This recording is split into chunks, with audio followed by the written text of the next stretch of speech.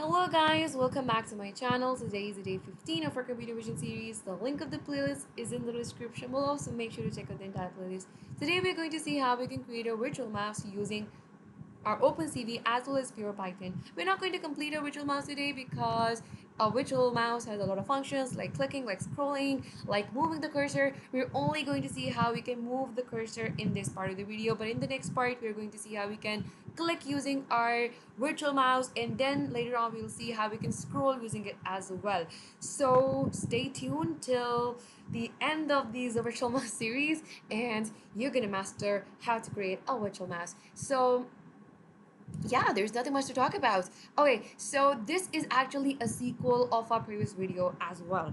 Because in the previous video, we saw how we can track the hand, how we can draw the landmarks, as well as the connections on the hand. So we are going to use that boiler code and write more code today, obviously. So first, let's just see what kind of output we're gonna get. So we are going to use the index finger in this one to control our mouse. And yeah, let's just see it. So yeah, as you can see, we have a circle on our index finger, and my index finger is basically controlling my cursor. So that is pretty amazing. I can go to the very end, top left corner, top right corner as well. And I have not added the clicks yet because we're going to do that in our next video. So for this video, we're just going to see how we can control our cursor using the index finger. So let's get started actually. Okay, before talking about how to code this, first we are going to look at the requirements. So you guys need to install OpenCV if you guys have not, MediaPipe as well as Pyotto GUI. Pyotto GUI is the one that we're going to use to control our cursor on the operating system. We can use it for clicking, we can use it for moving the cursor, we can use it for scrolling as well, and so much more. It's basically an automation library that has so many different functions that we can use perform on our cursor actually. So this is what we're going to use today, so make sure to write this line in your terminal if you guys have not installed these, and then let's get started. So this is the code from my yesterday's video. If you guys have not watched my yesterday's video, I highly recommend that you guys watch that, because in that video we saw how we can track a hand, how we can draw the landmarks as well as the connections on the hand. And this is where we are drawing the connection on the hand. We are saying that if it has successfully detected a hand, and if the results of the hands is not none, only then iterate over those hands and draw the landmarks as well as the connections on the frame. Okay, so this is what we had done yesterday.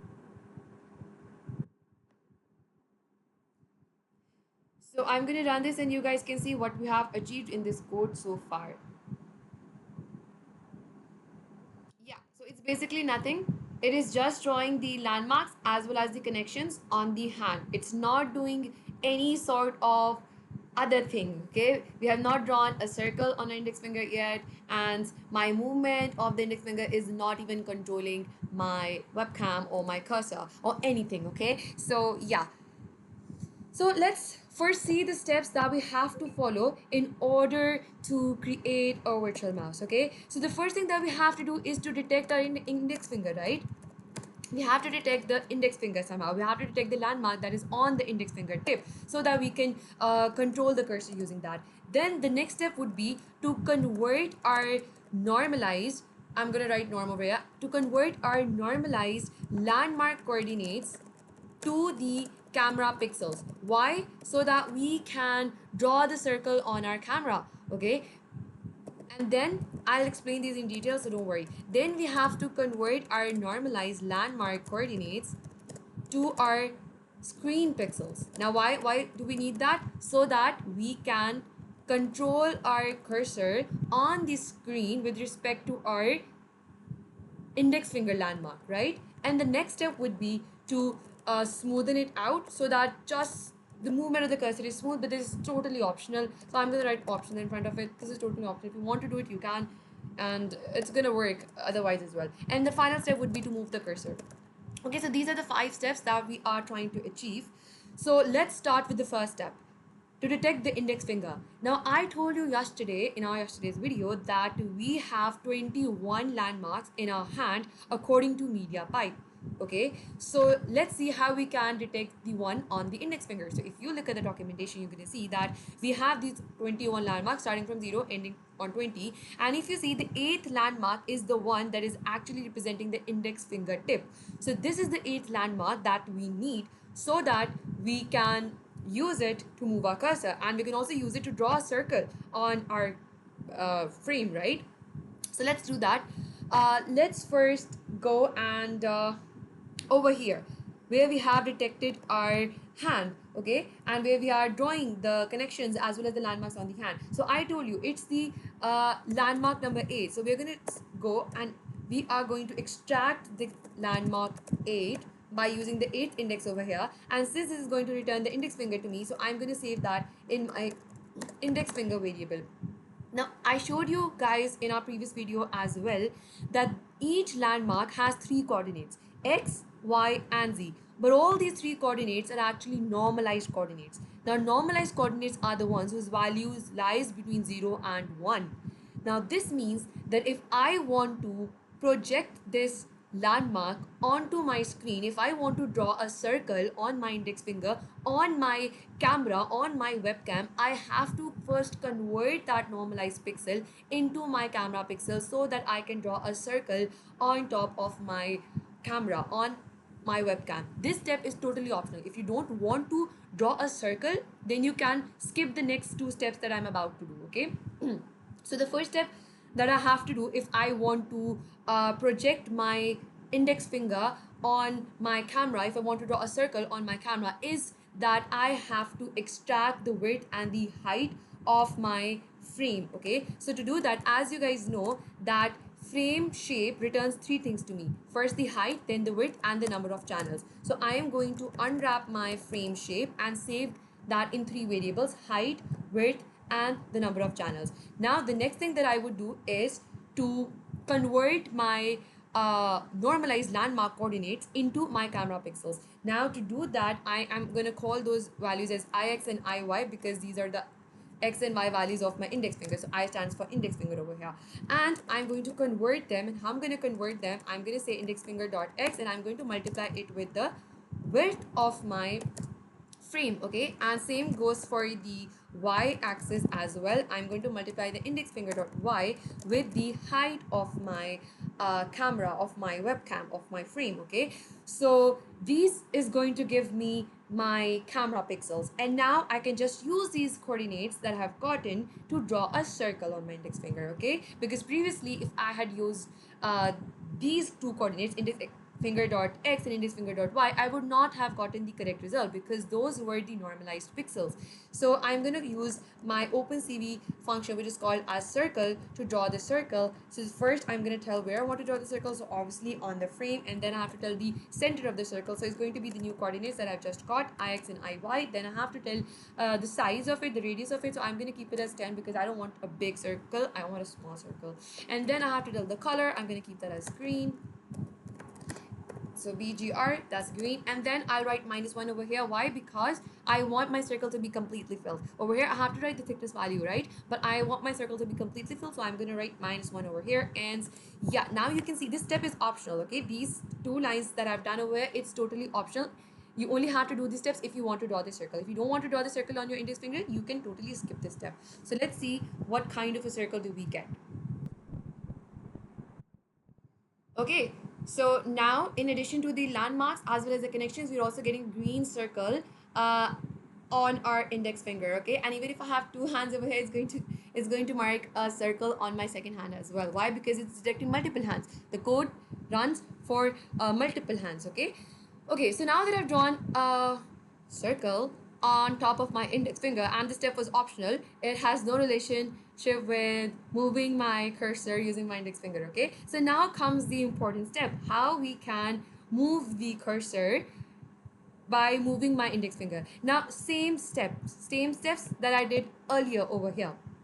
Now you know that the index finger has three coordinates: x, y, and z, but all three of them are normalized pixels, right? If I want to move them on my screen, I first have to convert them into my screen pixels, right? As you can see over here, I'm done with the first step, I'm done with the second step, but now I have to convert my normalized landmark coordinates into my screen pixels, so that when I move my index finger, it moves the cursor on the screen as well. Okay, so I have to convert my landmark coordinates into my screen pixels. Now, just as I did over here, now if I wanted to convert my, when I wanted to convert my normalized index finger coordinates to my camera pixels, I first took the coordinates or the size of my camera, and then I multiplied it with the x and y values of my index fingers, right? That's what I did. So if I want to convert my normalized index finger coordinates, landmark coordinates, to the screen pixels, I first have to find out the screen size. I first have to find out the height and width of my screen. We can't keep it fixed because every screen has a different size, right? So what I'm going to do is, now I'm going to import my library that I just installed. It's called as PyAutoGUI. So I'm going to import that, and then I'm going to use this library. I'm going to use a function which is called as dot size. Now this dot size function is going to return two things to me. It's going to return the width of the screen and the height of the screen. So I'm going to save that in two variables over here. So it's going to return the resolution of my current screen. Okay, and now I can use these two values to normalize, or not to normalize, but to convert my normalized landmark pixels to my screen pixels. So I'm going to do this step over here. So the first thing that I'll do is I'll create a variable to save it, just like I created a variable over here, ix, right? So I'm going to create a variable and call it as screen x. And the next thing I'm going to do is to use my finger index finger dot x and multiply it with the screen width. Okay, and then I'm going to create another variable, call that as screen y, and I am going to multiply, make sure to convert them into integer. I will use multiply my index finger dot y with the height of my screen. So it's going to be like that.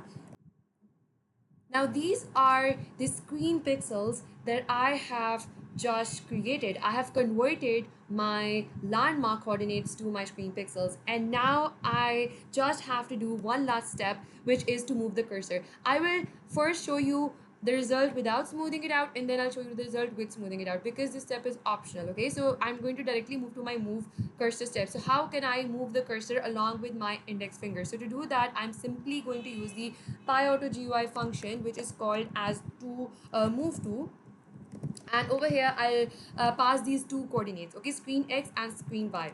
So these are the new coordinates along which I want to move my cursor.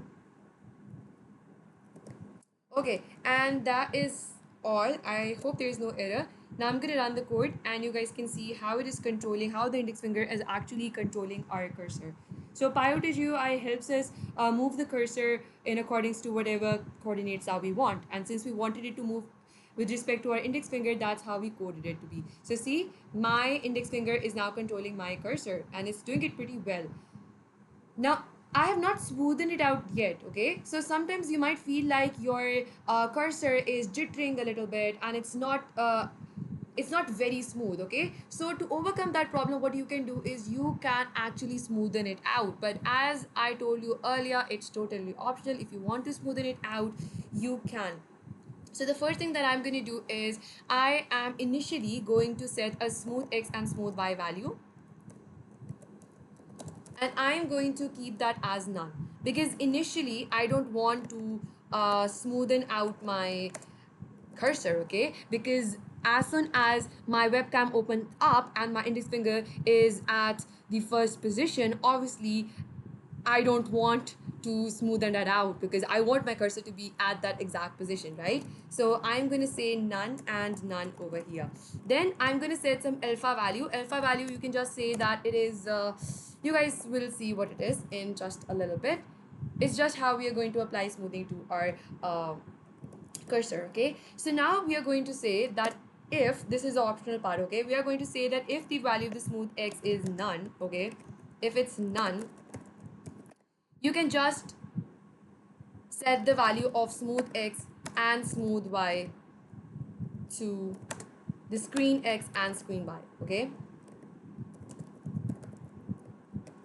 so this means that if It's the first frame that you are reading, because obviously in the first frame the value of the smooth x and the smooth y will be none. If it's the first frame that you are reading, then the value of smooth x will obviously be none. Then the value of smooth x and smooth y should be equal to the screen x and screen y. And over here, instead of now using screen y and screen x, I'm going to use smooth x and smooth y. Okay, and as well as over here. Okay, but in the else, we are going to say over here, in the else, we are going to say that else means that now it's the second frame, and now you might have moved your finger somewhere else. Now instead of directly jumping the cursor from the first position to the second position, what this smoothing is going to do, it's going to smoothly move that cursor from that point to the other point. It might not even move it to that point, but it's going to give weightage to the new coordinates as well as the previous coordinates. Okay, now in the smooth x and the smooth y, in my first frame, it has my sorry, I didn't complete it. I have my previous coordinates, right? In my smooth x and in my smooth y, I have my previous coordinates stored as for my first frame. Okay, but now in the second frame, what I will do is I will add weightage to my new movements, to my new coordinates, which are these are my new coordinates, and as well as my previous coordinates. Now see how I'm going to do that.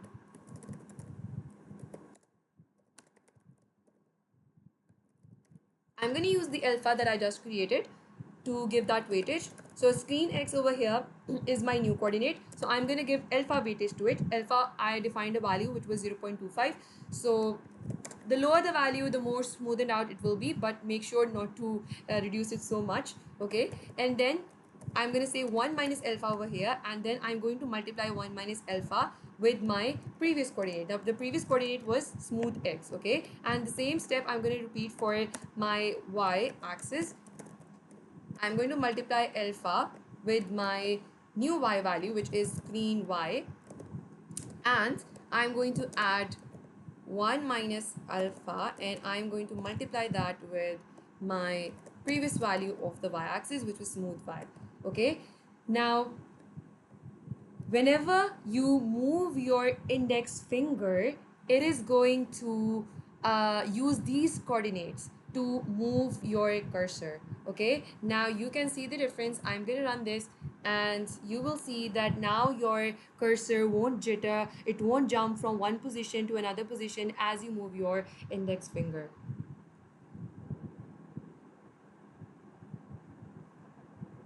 Okay, so as you can see, it is quite smooth this time, right? It is smoothly moving. No matter how fast you move your index finger, it is going to move. I can go to the top. I think this is the right, top right as well. Okay, I can move to the bottom. This is the right as well. Okay, now it's not detecting my hand. Okay, so it can detect the top left corner as well. If I go over here, yes, so it is perfect actually. So this was all about the part one of our virtual mouse. You have successfully created, you're successfully actually halfway there. You can now control your cursor using your index finger, and in the next video we're going to see how we can click using our hand as well. So make sure to stay tuned for the next video as well, and yeah, see you in the next one. Bye bye.